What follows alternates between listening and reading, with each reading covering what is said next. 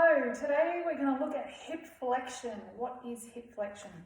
So essentially hip flexion is either tilting your hips forward so your chest is coming closer to your thighs, or it's bringing your thighs closer to your torso.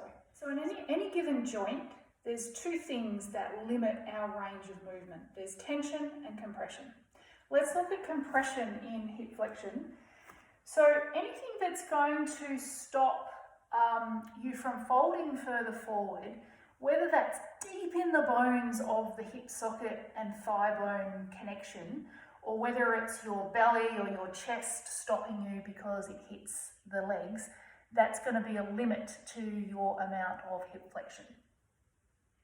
Tension, on the other hand, is going to be felt on the back side, so in the hamstrings, perhaps the lower back. So as you're tilting the pelvis forward, if you're feeling it more through the back side of the body, that's going to be more tension.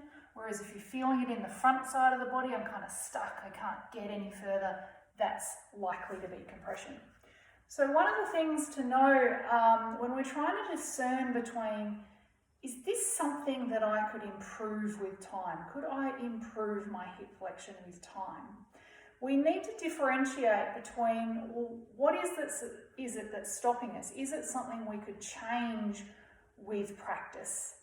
Or is it something that perhaps we need to accept? So an example of this is, if you can't get any further forward in your forward fold because your hip bones are hitting your thigh bones, or your chest or your belly is hitting your thigh bones, well, if it's your chest or your belly hitting your thigh bones, you could move your legs out of the way to forward fold a little further.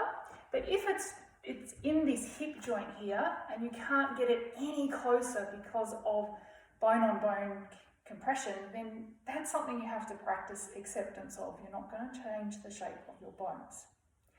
However, if it's more in the back of your body that you feel the limits to this hip flexion in your body, then yes, you might be able to improve the flexibility, the openness through the lower back muscles, through the glutes and into the hamstrings with the appropriate stretches and work for improving flexibility in that area. So I hope that helps, and I'll see you on the next video.